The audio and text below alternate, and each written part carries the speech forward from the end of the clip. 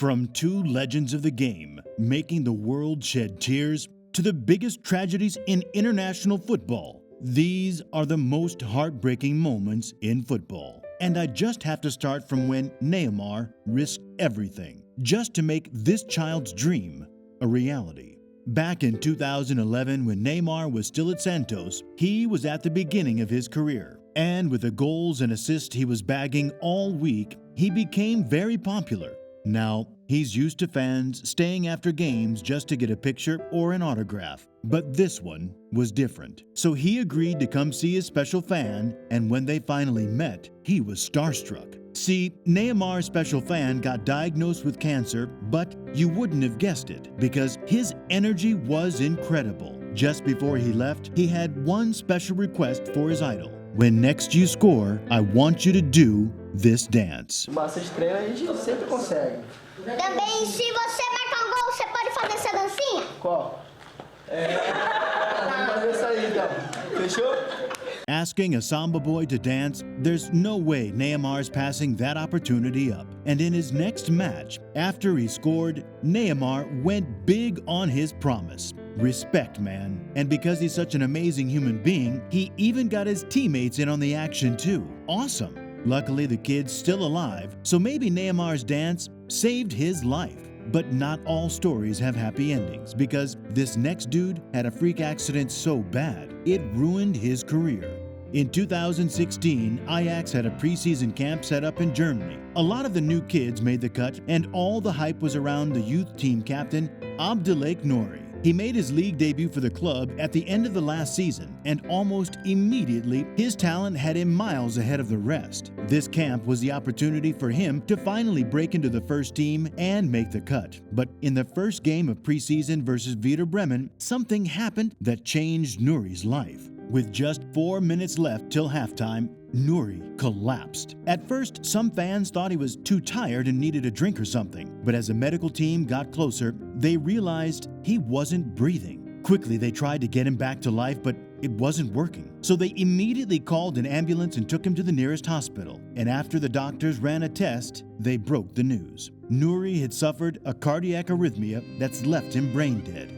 We're sorry, but he's in a coma now. Nouri's family, the whole club, and even the football world were in shock, but they knew that they had to be strong for him. So in the home games, Ajax made sure his banner was flying all through and paid him the ultimate respect in the game by retiring his jersey number.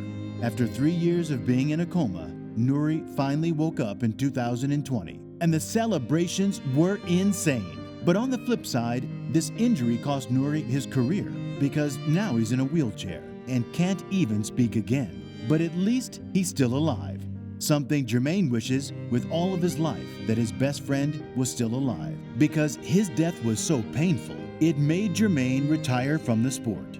In 2017, right after he became Sunderland's captain, Jermaine Defoe got a special request from the club staff. See, they found out that 7-year-old Bradley Lowery was a huge fan of Jermaine and was dying to meet him. As soon as they met, the connection was intense, and pretty soon, they were inseparable.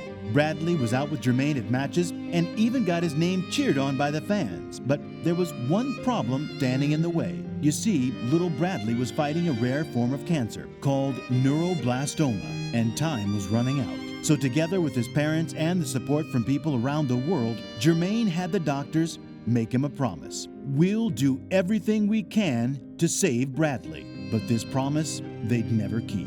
Because in July 2017, brave little Bradley lost his battle with cancer, and Defoe was devastated. Bradley was more than just one of his fans now. He took him like his own kid and even tattooed his name on his body. After his death, Defoe couldn't continue at Sunderland, and a couple of years later, he retired from the game. A sad ending. Maybe if he'd played a couple years more, he'd have gotten a send-off like Pele. Because when Pele died, it became a national tragedy. Pele is a legend of the game. From winning the World Cup a record 3 times to scoring over 1,000 goals, he damn near won everything. Shortly after he retired, the president of Brazil decided Pele needed an award fit for a king. So they made him a national treasure in Brazil, literally. But as he got older, Pele's body began to break down. and pretty soon it got worse. He wasn't breathing okay and knew he didn't have much time left. So he gathered all of his family together and in one last iconic photo with his daughter. She held his hand a couple of days before New Year's Eve, and right there, the whole world knew the king was in his final chapter. And a few hours later, Pelé became immortal. His death affected the whole football community. Ronaldo, Messi, Neymar, Mbappe. He even had clubs like Barca, Madrid, and Manchester United all paying their respects because everyone knew that was the last time they'd see the king. And it was tragic.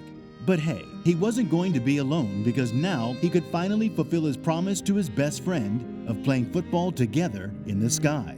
Diego Maradona is one of the greatest players to play the game. Dribbling, iconic goals, assists, and skills, he was sensational. But after retiring, Maradona's health started to decline. The drugs and alcohol were killing him. And in 2020, still only 60, his body couldn't take it anymore and gave up. Maradona was a huge Boca Juniors fan and used to watch their games at his special seat in the stadium. So after his death, when his daughter came to watch him play, the team gathered around to pay the ultimate respect. Beautiful. See, it was a tough time for Argentine fans because just a couple of months back, they were mourning the death of another football prodigy. After Cardiff City signed Emilio Sala for a club record fee in 2019, all he had to do was get on a private plane and link up with his teammates. But as he got on board the plane, he noticed something weird going on. So he texted his family and friends to let him know the situation, just like the pilot David Ibbotson too. But as they got on board, that was the final flight of their lives because the plane never reached the destination.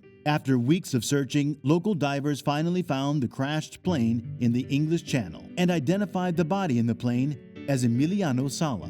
Devastating. Sala's death had the whole of Argentina in tears. I haven't seen a scene this bad since 2014 when Germany gave Brazil 7 reasons to forget 2014 ever existed.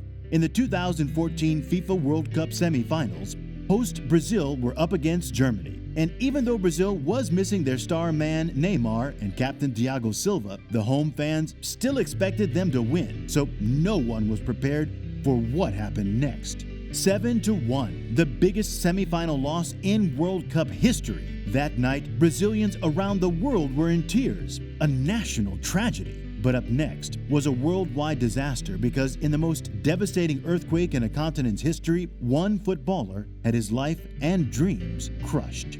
Right after Christian Atsu delayed his flight abroad just to play and score the winning goal for Hatayspor in the Turkish Super League, he headed home to celebrate and relax. But it proved to be the biggest mistake of his life because a few hours later, a 4.7 magnitude earthquake hit Syria and left Atsu in danger. For days, the rescue team searched for his body under the rubble, and after a lot of false hope, they unfortunately found him trapped dead under his home. The entire world paid their tributes to him, just like they did to Cristiano Ronaldo after the worst night of his life. In 2022, just before his 2 biggest matches of the season, Ronaldo announced to the entire world that his partner, Georgina Rodriguez, was in labor. And it got everyone excited. When Ronaldo didn't show up to training the next day, people thought it was because of his new babies. But when he broke the news to the entire world, it was devastating. One of his newborn twins, Angel, couldn't make it out alive. And this reality almost killed Ronaldo. Once fans started realizing what happened to him, he was getting standing ovations all over stadiums. Amazing. His teammates too were texting him to cheer him up, and one of them was Christian Eriksen. See, Eriksen knows what it feels like to lose someone you love, because a few years back, his life literally ended in front of his family. In the 2020 Euros, Eriksen was carrying the hopes of his country Denmark when he suddenly collapsed on the field. The situation was intense because after the medical team checked him, they realized he was dead. For minutes, they thought about how they'd break the news to his wife and kids, so they decided they'd give him one last rescue attempt for the record. Only this time, the Christian pulled a Jesus on him and came back to life. After he got to the hospital and was feeling better, he posted a selfie on his Instagram page to calm everyone down. That is amazing. You know what would even be more amazing? You leaving a like to this video and hitting that subscribe button right after.